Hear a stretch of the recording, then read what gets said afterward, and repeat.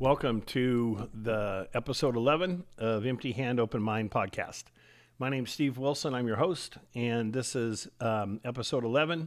And today we're going to talk about what makes a style Koryu or classical or Koshu, ancient. And I've had some friends and peers in karate ask me what makes a style old style, or in my opinion. And that's all I can share is what we do.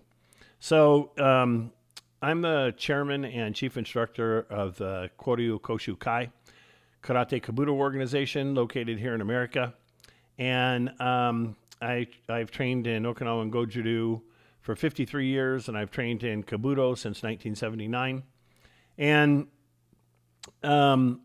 why we refer to ourselves as Koryu Koshu Kai is because we focus on more of the old style type of karate and not so much the sport or competitive type of karate. So what does that entail? So our karate focuses more on using techniques from the kata like Konsetsu Waza, joint attacks, Kyushu Jutsu, pressure points and vital points, Nagi Waza, throws, Ashibarai, sweeps, Nakadaki Ippon Kins, Haito Uchis, Nukute, Boshkin, thumb attack. And we don't perform kata in a robotic fashion. We use gravity to our benefit and as our friend. And we do more body shifting and utilization of hips and zuriashi, more so than most schools or dojos or organizations in Goju-ryu.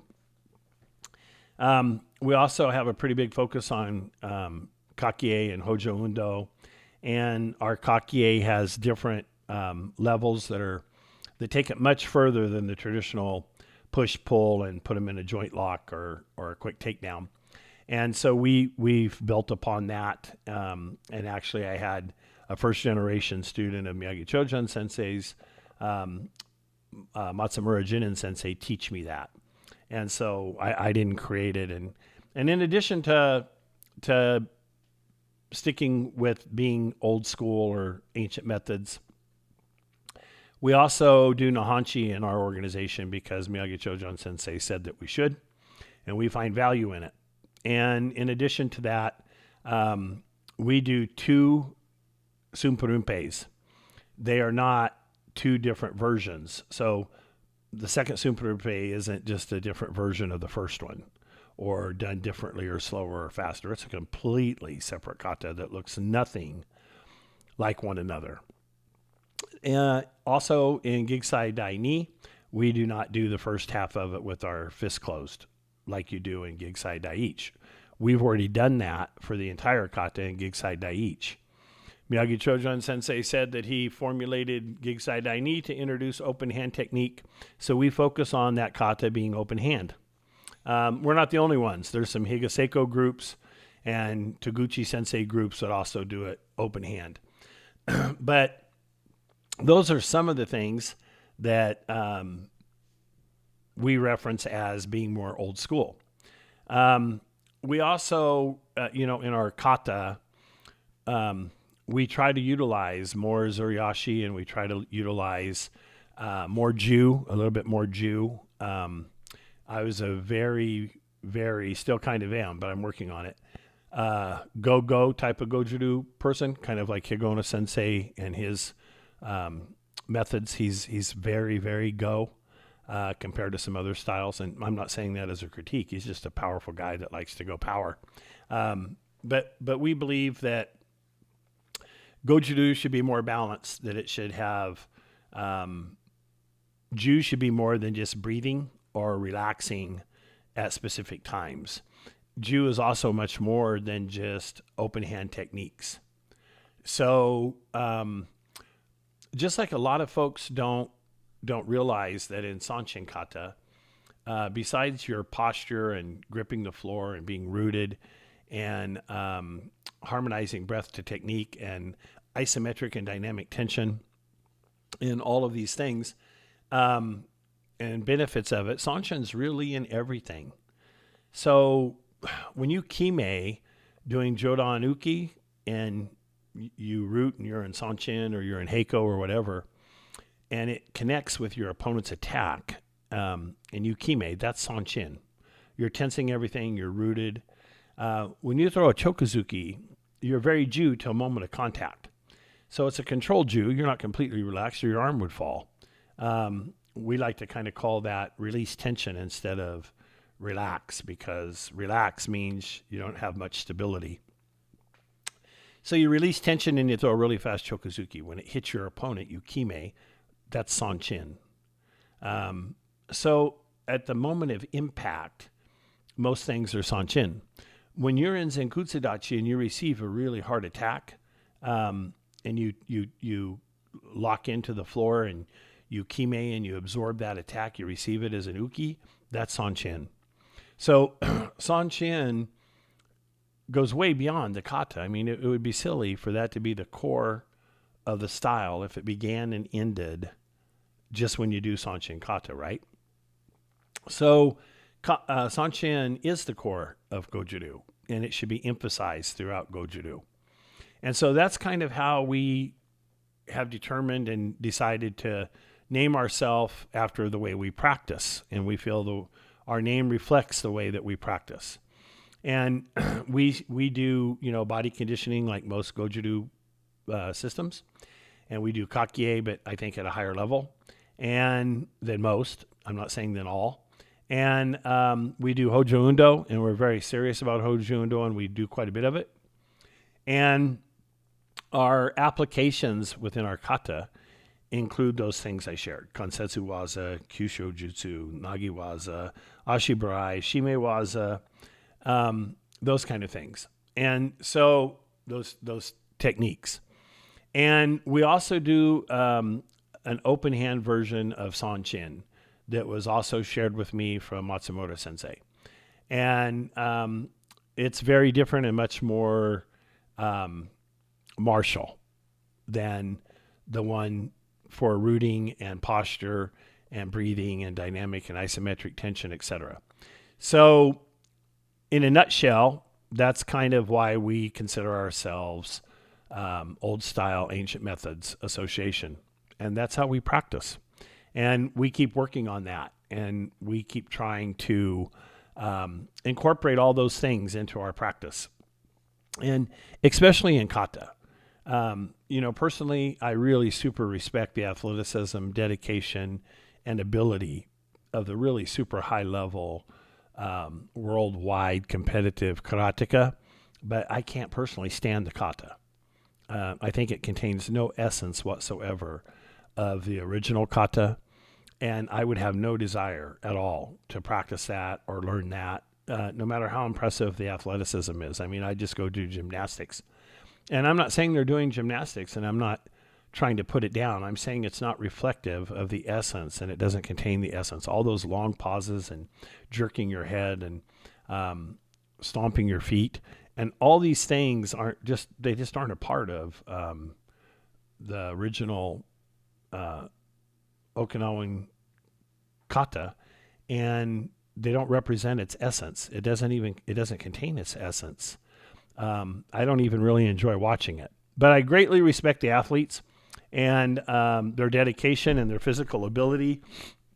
And I'm not trying to criticize them. It's just my personal opinion. I have a right to say I don't like that kata, and I don't. I think it sucks. And so I don't think they suck. I think the way the kata is performed sucks. And I'm entitled to that opinion, and that's just my opinion. But I think they're awesome, and I greatly respect and appreciate their dedication, their discipline, their drive, their athleticism, all of those things. I'm 100% with them. I just don't like the way they do the kata. I wish they would put all that physical ability into the traditional way of doing kata. But that's not their fault. That's what judges want to see. I think the judges are wrong.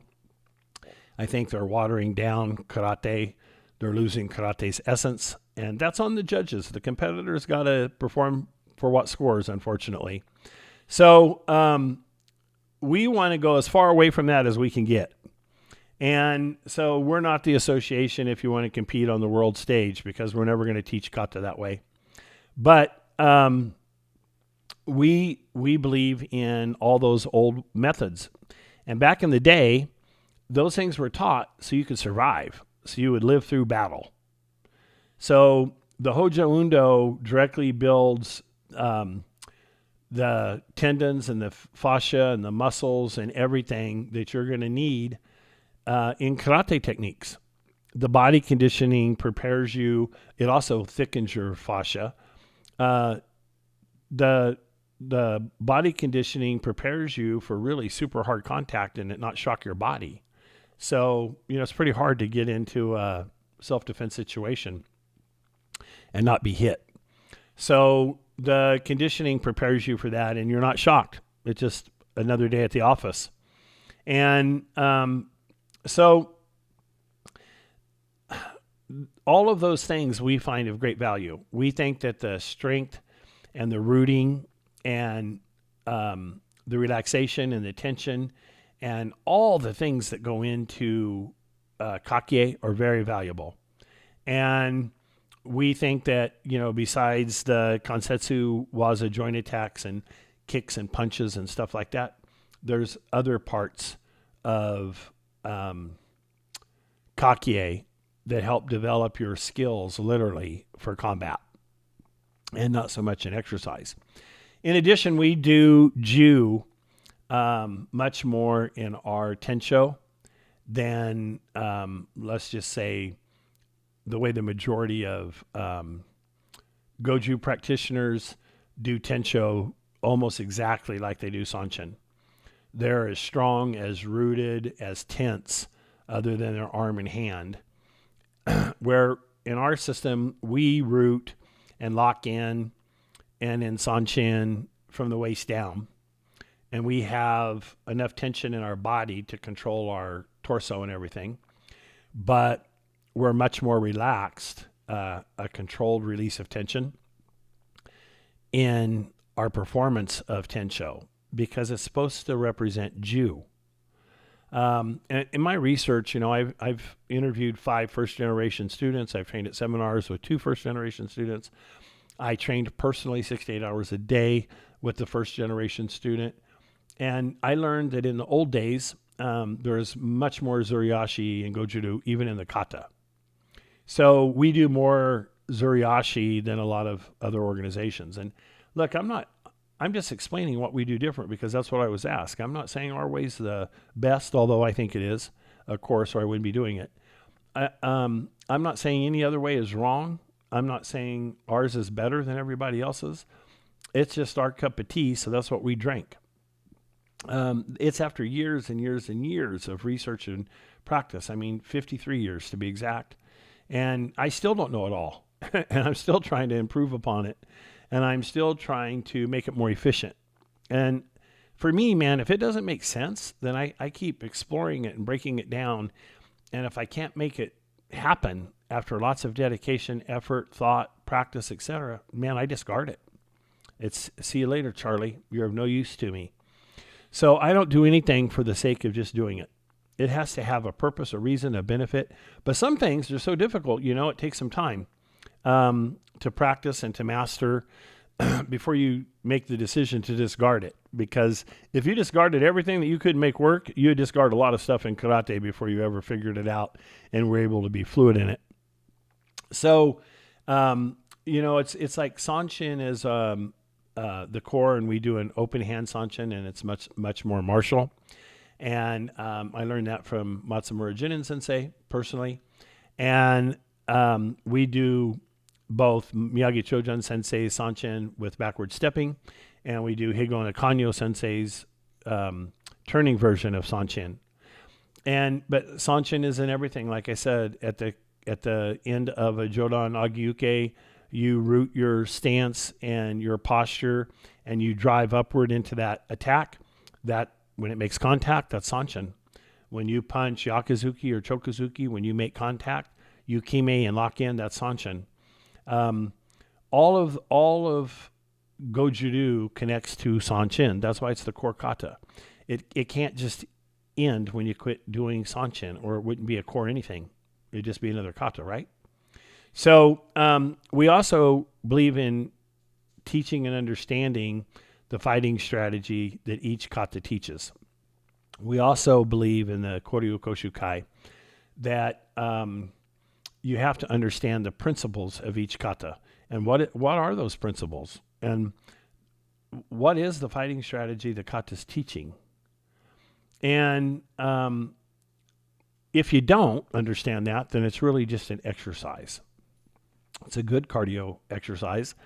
And kata also, besides all of its applications and principles and fighting strategy, kata is just great for preparing your body for combat, because all the way it moves and dips and rises and turns and slides and kimes and then relaxes and then does combinations and then does a singular technique and uses elbows and knees and kicks and punches and blocks and all of the stuff that your body may have to go through in a real self-defense situation, kata has covered. It's covered it. If you can do all the kata and you can move your body that way efficiently and fluidly and correctly, maintaining correct biomechanics and posture and breath and everything, you're going to fight pretty well. So my history in my lifetime of training since I was 13 years old, I'm 66 now, I have never seen a really great kata performer that couldn't fight. I've never seen a really good kata performer that didn't do great kihon. Okay? But I have seen a lot of fighters that couldn't do kata worth a crap. So our goal is we don't care so much about, we do care. I mean, it wouldn't be true to say I don't care, or that we don't care, but we don't care as much about how it looks as we do about its practicality, and that the performance makes sense and that you're using your body correctly, and that it's functional over form. Now, form is important in regards to posture, body alignment, proper biomechanics, utilizing proper physiology and kinesiology to perform at the highest level you can. All that's really important. But in the end, what we care about is that it works, it's efficient, and that we don't make ourselves vulnerable in doing it. So you don't want to overextend in combat, right? You don't want to rush past your opponent and be open. You want to be prepared in combat to receive a counter and or to move out of the way of a counter. And so this is really the focus of Koryu Koshu Kai. In short, in regards to kata, besides how we perform them, like I stated earlier, I'll just summarize again. We do Nihonchi kata. We do Gikisai Dai Ni, open hand. We do an open hand version of Tensho. We do both Sanchin versions of closed fist. And we do 2 Sumparumpeis, which are nothing alike. We do Sumparumpe Jo and Sumparumpe Chu. So several people, even in Okinawa, state that the modern mainstream Sumparumpe that everyone performs in tournaments and most Ruha is Sumparumpe Jo. In my research and talking to first generation students, etc., and the first generation student I learned the second Sumparumpe from, that's incorrect according to them. The one everyone does today is actually Chu, not Jo. And the second one, the one I learned from him, is Jo. And let me explain what that is. Chu focuses on middle and lower body techniques, which is what the one everybody does. And Jo focuses more on middle and upper body techniques, which is what it clearly does and displays. So it makes complete sense. And usually when things make complete sense, it's correct. And when something doesn't make sense, it's usually incorrect. So I'm going to go with the first generation students, and I'm going to share, and that's what I share with my students, that the world does Sumparumpe Chu, and we do Sumparumpe Chu and Sumparumpe Jo. And that's kind of the difference. We do all the Hojo Undo and Kakie and conditioning that everybody else in Goju-Do does, or the serious practitioners do. But then we have a bigger emphasis on also utilizing Kansetsu Waza, Kyushu Jutsu, Nagi Waza, Ashiburai, Shime Waza, Nakadaki Ippon Kins, Nukite, Haitos, Boshkin, on and on. More open hand techniques. We don't think that it should take years for a Goju-Ryu student to be able to defend themselves. We think that they should be able to defend themselves decently in 3 to 6 months. We think they should be pretty good at defending themselves within a year. We think they should be really good at defending themselves within 5 years. And a lot of times I see a lot of karateka and a lot of practitioners, not just Goju, but all over the world. Their students after 2 years still can't defend themselves at all. It's just not pressure tested enough. And so that's kind of what we do and who we are. And that's my explanation of Koryu Koshu Kai and of practicing old style ancient methods. If you don't do those things and you haven't learned those things, and if you don't do the ukiden, you don't know the hidden techniques within the kata, if your teacher didn't know that, if you don't practice the things I shared about in the kata, that's okay. If you're happy and you enjoy your journey and you're benefiting from it, man, that's great. That's what you signed up for. But you can still practice that stuff on your own, and your teacher can still practice it, and your organization can practice it. And it's just our core. I mean, that's who we are. But I highly recommend all of you practice more joint attacks, and that you practice more vital attacks and pressing and pushing and pulling. And I think all of you should throw more nagiwaza, sweep more people, throw people, do more ashibarai, sweeping people, do more strangulation, more shimewaza, do more Ippon-kin and Nakadaka Ippon-kin in your Ippon Kumite, in your Yakusoku Kumite, in your Bunkai. Do more Boshiken, do Nukate, do Haito, all those things. More Shotes, Teishos, whichever way you call it. But practice for the appropriate age, appropriate rank, appropriate level and understanding and maturity. Practice safely, and then the people that are mature, that are responsible, that are dedicated, teach them how to really do it. And that's just my opinion, and that's why I think people are there. I think the far majority of people sign up. If you just want to get healthy, you can go to the gym. You can go swim. You can run. Why are you doing this? Why are you doing throw, punch, kick, blowing 1,000 calories in an hour session in a dojo if it's not for you to be able to protect yourself?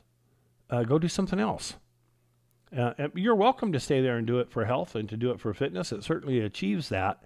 That's just not why I'm there. And so I really, really want to preserve the old ways, and I want to practice them, and I want to teach them, and so do my students. And so that's what we do, and that's why we exist. But you make karate whatever you want your journey to be, and you practice it however it is that you feel most benefits you. I'm just sharing with you what our interpretation of the old ways, ancient methods are. And that's our focus. And we love it. We love it. We love our practice. We're excited about our practice. We really, really pressure test stuff. And so anyway, if you don't do that and that's what you want to learn, and you would like to learn the additional kata I talked about, etc., you'd have to be a member of our organization. We don't just teach it to the general public, because we should be spending our time with our students, not with just people that have an interest. So besides, if you're not our student, if you're not a member, then we're spending time with a non-member that we could be spending with a member.